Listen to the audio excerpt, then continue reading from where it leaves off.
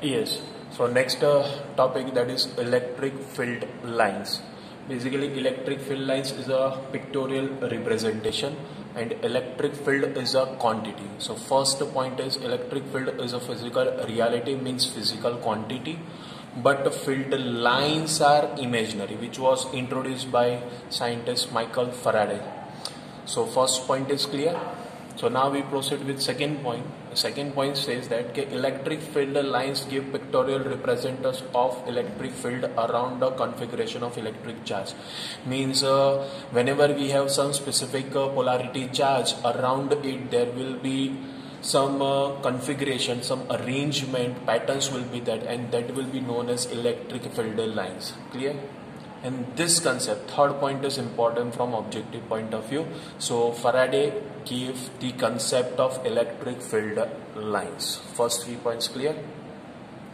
Then third point, electric field line is a curve drawn in such a way that the tangent to it at each point is in a direction of electric field intensity E vector at that point. Means right now we assume that this is an electric field line. This curve is an electric field line. At point V, we need to find out the electric field. So from this point P, we are drawing one tangent. This tangent will give the direction of electric field at point P on that particular electric field line. So which is known as EP vector at point P. EP vector means electric field at point P on electric field line. But then next point, an arrow on the curve specifies the correct direction of the electric field line. Right now just we have seen this EP vector. This EP vector gives the direction of electric field line. Then next point is, such electric field lines are space curves, that is curves in 3D. इसके नीचे अगर आप देखेंगे तो that will be diagrams of electric field lines in 3 dimension.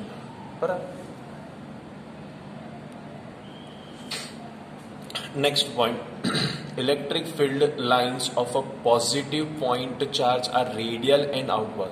For example, this is a positive point charge. So as you can see in this figure, the direction of electric field lines are radial and outward. Also, second most important point which we have to observe over here is that when we are moving away from the charge, as you can see, the length of arrow decreases. Length of arrow decreases, which means that as we are moving away from the charge, the intensity of electric field decreases. So 2 points we have to understand over here. Point number 1, from positive point charge the electric field lines are radial and outward, and another point, as we increases the distance from the source charge, the magnitude of electric field intensity decreases. Same for a negative charge. This is a negative polarity charge. In this, the electric field will be radial and inward. Positive charge outward and negative charge inward. Clear? Next, we'll take properties of electric field lines. Property number 1, most important theoretical question.